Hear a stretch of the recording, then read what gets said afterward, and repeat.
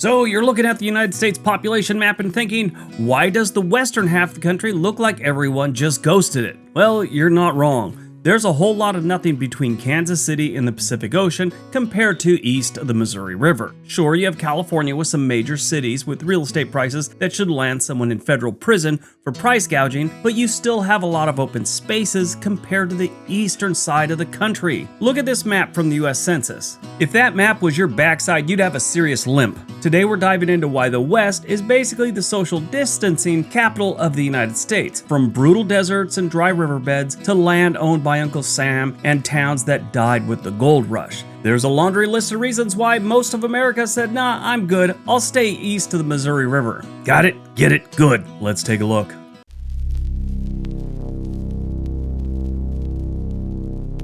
Number 15, population still follows water and jobs. Let's start off with the obvious. Throughout history, people go where money and water are. And surprise, there's not a lot of either in most of the West. The East Coast has been a magnet for jobs, trade, and people for centuries thanks to its rivers, ports, and natural resources. You could stick a pin almost anywhere east of the Mississippi, and find a town that was built around a river or a factory. Out west, you might just hit tumbleweeds and a dried up well. So that one is terribly obvious. Human beings, and even before actual human beings, they had to live around water and where they could survive. These days, we're not hunter-gatherers and we're not out hunting for our food most of the time. We need jobs to survive like they needed herds and food growing wild out of the ground. So it only makes sense.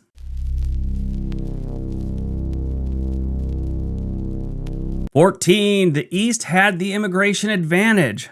When millions of immigrants rolled into the U.S. during the 19th and early 20th century, guess where they landed? Yep, places like Ellis Island, New York, or Boston and Philadelphia. Very few were like, hey, let's walk to Arizona before all these old people do. Most just stayed put, or they hopped on a train a few states inland, or at the time, territories inland. The West really didn't get that immigrant boom until way later, and by then the East was already full of bustling cities and factory towns. So they had plenty of water and plenty of jobs.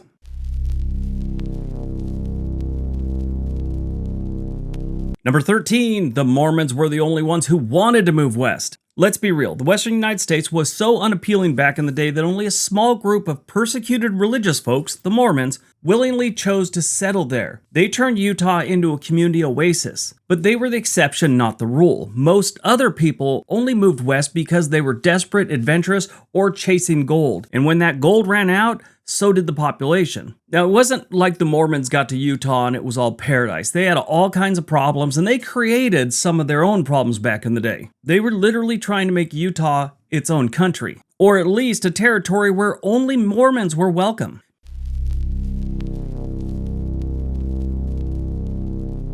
Number 12, railroads took their sweet time going west. By the time the trains made it to California and the Rocky Mountains, cities like Chicago, Pittsburgh, and New York were already industrial giants. East had a 50-year head start on building railroads, canals, and trade hubs. West didn't stand a chance. Without reliable ways to move people and products, towns couldn't grow, and many didn't even start until long after the Civil War ended. Really, California was a ghost town prior to the Civil War, and it wasn't until 1849, when gold was discovered at Sutter's Mill, that people started really heading to California, and that took a few years to ramp up. Still, when the Civil War started in 1861, it was, getting popular around the San Francisco area, but most of the state were small towns and very small cities. My Irish side of the family started off in New York, realized they weren't too welcome, and they headed west themselves.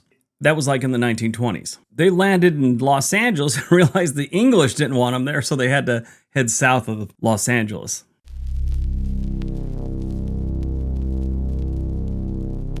Urban sprawl doesn't pack people in. Even when Western cities do grow, they grow out, not up.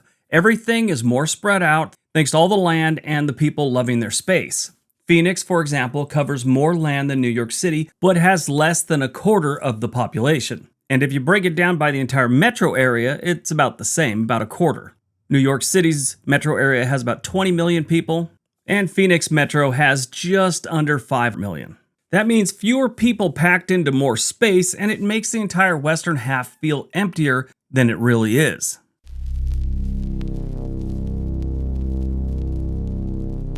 Number 10, boom towns went bust. The West is full of towns that exploded overnight during the gold rush, oil discoveries, and copper mining booms, only to vanish just as fast. They built saloons, banks, and even newspapers, and then, poof, gone. Meanwhile, eastern cities built around shipping, textiles, and steel stuck around for the long haul. The West had its moments, then the mines dried up, and so did the population. They had other industries that kind of popped up over the years, and then tech in California, Oregon, and Washington. But it took a while for other industries to take hold. Hollywood was big in Southern California, but it never employed as many people as, let's say, textiles or steel industry. So all those people that flooded in from the Midwest and the South looking for their fortune or just to get a good job out west eventually headed back. Some of them stayed, and now their great-grandkids are heading back.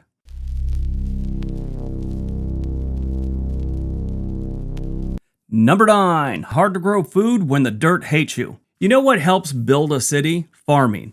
And you know what the West was bad at? Farming. Sure, California grows everything from avocados to almonds now, but that's thanks to an insane irrigation system. The rest of the West has poor soil, hardly any rain, and a growing season that is shorter than a TikTok trend. That made it tough to attract settlers unless they were really into starving.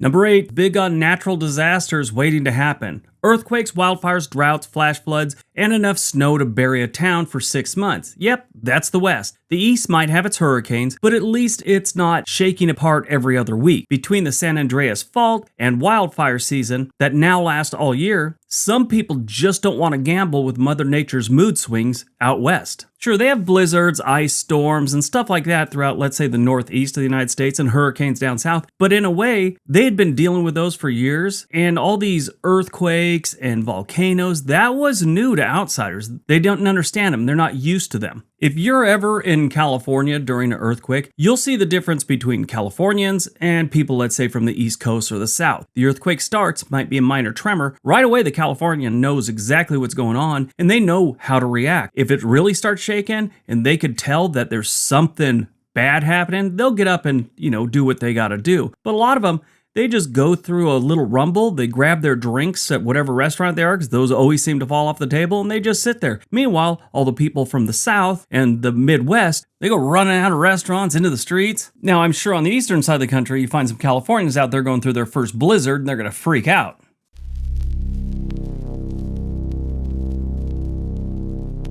Number 7, Native American land and treaty restrictions. Much of the Western U.S. was set aside for Native American tribes through treaties, especially after the U.S. government realized it wasn't just going to bulldoze its way across the continent.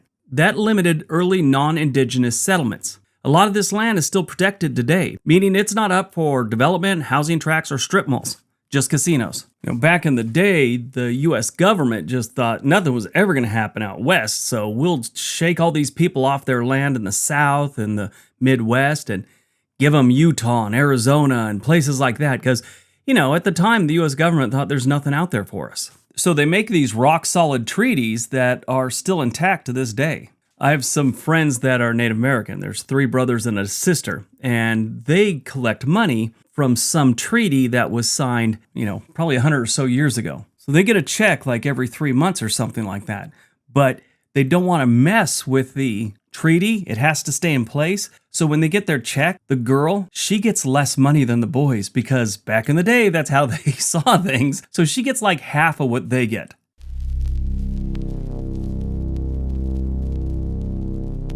Number 6, brutal climates everywhere you turn. Living in the West means choosing between heat that melts your steering wheel, snow that traps you in the house, or elevations so high you need oxygen just to mow your lawn. East has weather too, but at least it's not constantly trying to kill you.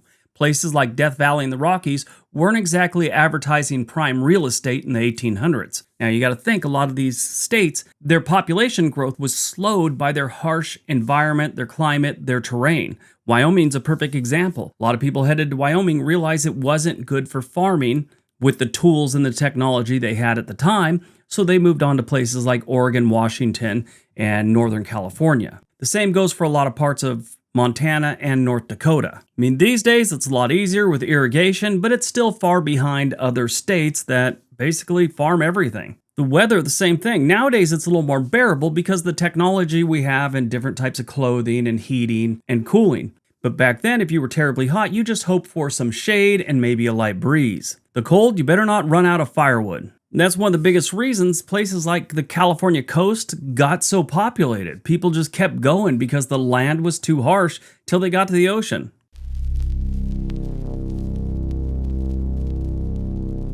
Number 5, cities are few and far between. In the east, you can throw a rock and hit another town. In the west, you'll be throwing that rock for 5 days before you hit another town in some spots. There's a ton of empty space between cities like Denver, Salt Lake, and Seattle. You can drive hundreds of miles out west and only see gas stations, cows, or signs warning you about elk. It's the kind of isolation that doesn't exactly attract Costco-sized suburban growth. I've had a lot of friends come down to Los Angeles when I was from the Army. They're from back east or, the South.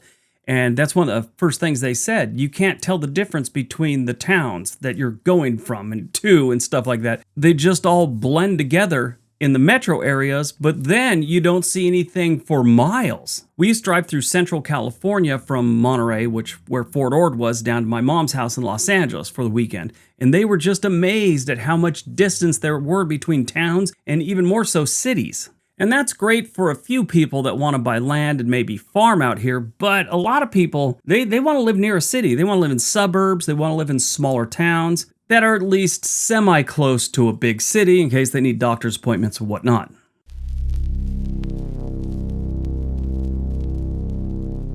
Number 4, the feds own half the land.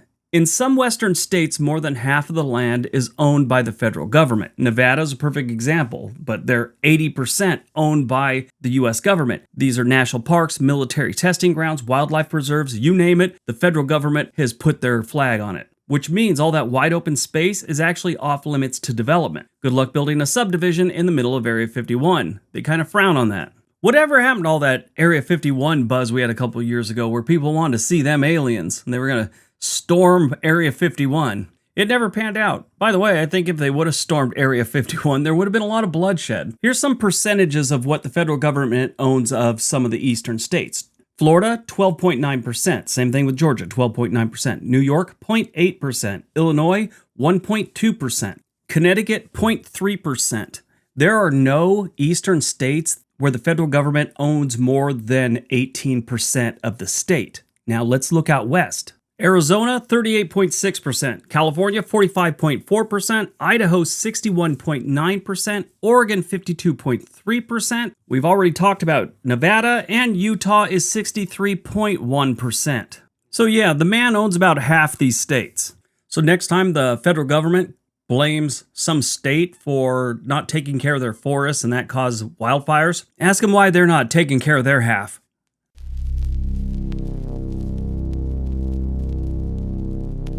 Number 3, water is scarce and getting scarcer. Is scarcer a word? Anyway, the Colorado River is basically on life support, and every city in the Southwest is fighting over a few drops of water like it's the last Gatorade in a desert marathon.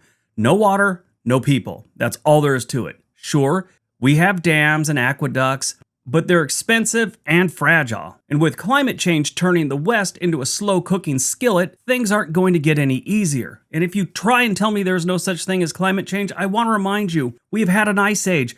That is fact. Everybody knows it. That was climate change. The only thing that's up for discussion is, are humans affecting it as much as some people think? That's debatable. I'll argue that with you all day. But the fact that the globe is getting warmer, that's just a fact. That's just numbers. So as the climate gets warmer, we're going to have less water, and there's going to be more problems out west. I think it was Cape Town or Johannesburg in South Africa that got to the point where they had a day zero when they were going to have zero water in the state or in the city because they'd completely run out. We've got a lot of places that are getting close to that. And this, especially in the future, is going to limit how many people move out to California, Utah, Arizona, places like that.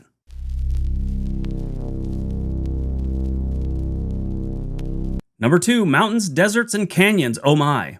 Want to build a city? Cool. You just have to haul everything over the Rockies, across the Mojave Desert, and past the Grand Canyon. It's no big deal, right? The West is a geographic mess. Flat farmland? Not really. Easy trade routes? Not so many. The East has rolling hills and rivers, which they've built bridges over hundreds of years ago. The West has cliffs, dust storms, and places that look like Mars. Great for postcards, terrible for logistics. This plays a big part in how cities grow and where people move to. There are beautiful tropical islands all over this world that aren't inhabited because it's too hard to get things out to them. The logistics aren't there, and sometimes deserts, mountains, and canyons do the same thing as water. They slow people from getting someplace. There was a lot of people that died in the Rocky Mountains trying to get west. People aren't really dying as much as they used to crossing the Rockies, but back in the day, it was terribly dangerous. So that slowed the growth of a lot of these states. All right, before we get to number 1, if you're thinking about moving to another state, there's a link for Home and Money in the description area below. They can get you in touch with a real estate agent anywhere in the nation. All right, on to number 1.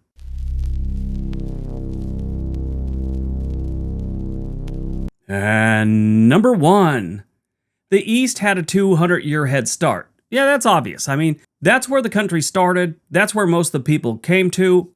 A lot of Asians weren't heading this way. A lot of Europeans were. The East Coast was settled by Europeans in the 1600s. Cities like Boston, New York, and Charleston were thriving before anyone knew what was west of the Mississippi River. The Industrial Revolution kicked off in the East. The infrastructure, the institutions, and the culture, it all started there. The West was a wild frontier long after the East was already paving streets and debating property taxes. In the 1800 census, New York City alone had grown by 33,000 people. Doesn't sound like a big number now, but it was huge back then. Out west, well, the Lewis and Clark expedition didn't start for another 4 years. If anyone came to the West Coast, they were landing on beaches and trying not to be eaten by a grizzly bear. One of the earliest expeditions to the Seattle area was by Russians. There was nothing there, except a couple Starbucks, and that was in 1650. They thought it was too wet and headed back. So there you have it. That's why the western section of the United States isn't nearly as populated as the eastern side of the United States. All right, that's today's video. Hope you guys enjoyed it. Hope you got some information out of it. Have a great day. Be nice to each other.